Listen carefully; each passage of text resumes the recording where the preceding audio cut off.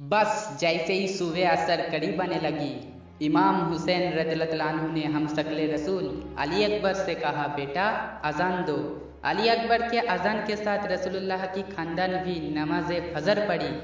इतने बाद ही फौज यजीद इमाम हुसैन रज़ियल्लाहु अन्हु पे नमाज में ही हमला कर दिया और फिर हर एक शहीद शहादत का जाम पीता गया।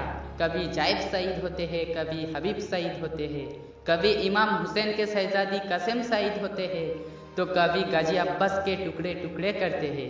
अली अकबर के सीने से तीर निकलता है तो कभी अपने मासूम से अली असगर के गले में तीर देखते हैं।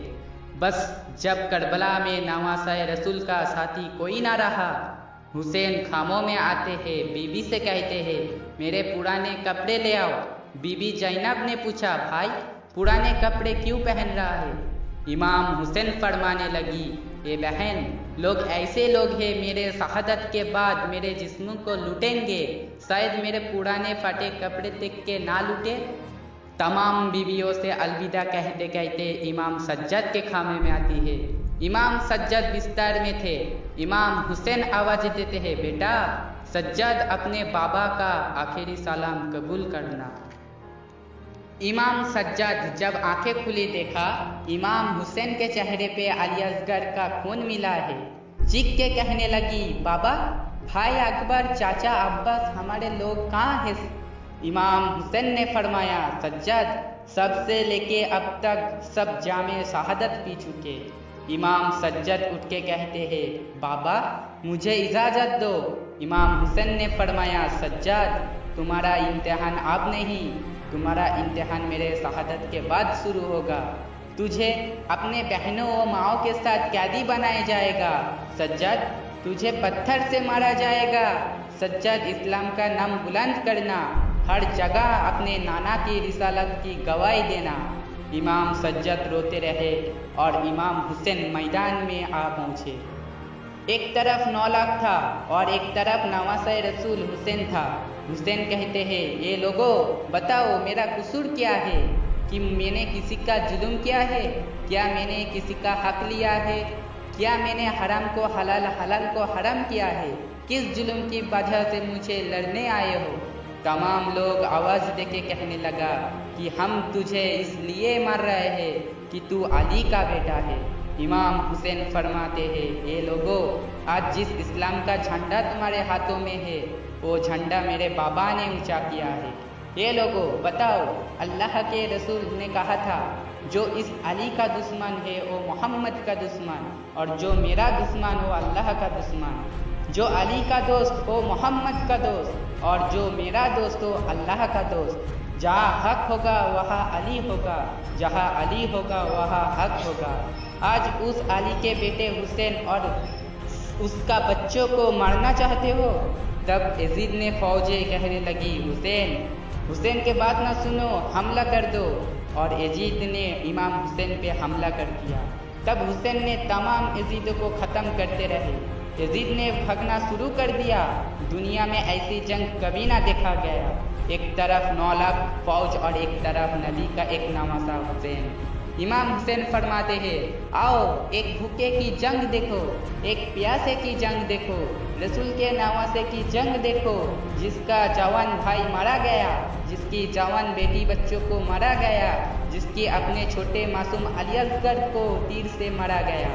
इमाम हुसैन ज़मीन करबला में शेर की तरह एक हमला करते रहे। तब ख्वाबों में आवाज़ आई, हे हुसैन, तेरा रब तुझसे राजी हो गया। इमाम हुसैन ये आवाज़ सुन के जुल्फ़िकार को थाम लिया। यजीद ने कहा, ये अली का बेटा है, उसको शहीद करना नामुमकिन है। जाओ हुसैन के घर में आग लगाओ, फौजे बीवियों के घर में आग लगाओ। इमाम हुसैन कभी घर की तरफ बढ़ते हैं, कभी फौज की तरफ आते हैं।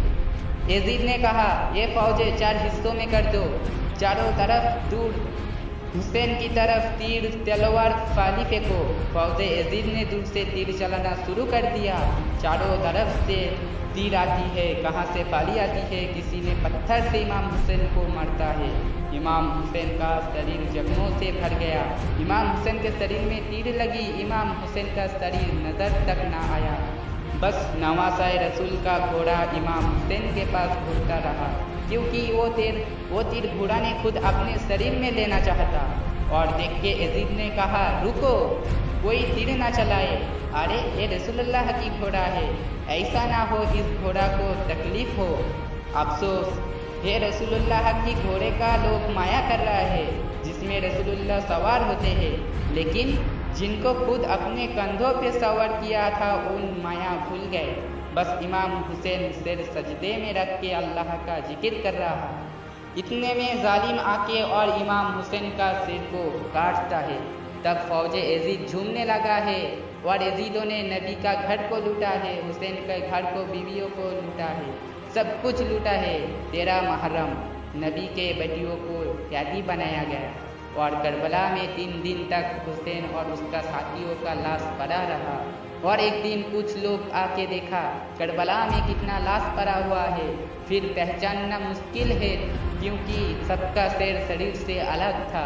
तब इमाम सज्जाद रोते हुए आके बोला, वो लाश मेरा बाबा हुसैन का है। सब लाश को करबला में दफन कर दिया। हुसैन के लाश को नबी के रोज़े के पास देना चाहा था। फिर सज्जाद ने बोला, करबला में इमाम अब्बास के पास दफन करो। फिर अब अभी भी करबला में हुसैन का रोज़ा है। अस्सलाम या हुसैन। अगर सबको वीडियो अच्छे लगे तो प्लीज़ लाइक, कमेंट, शेयर ज़रूर करना। अगर मेरे चैनल में नए हो तो प्लीज़ सब्सक्राइब करके नोटिफिकेशन बेल आइकॉन ऑन कर देना। अगर सबको करबला स्टोरी पार्ट 2 चाहिए तो प्लीज़ कमेंट बॉक्स में कमेंट कीजिए, तो कुछ दिनों के बाद करबला स्टोरी पार्ट 2 भी अपलोड कर दूँगा। Thanks for watching.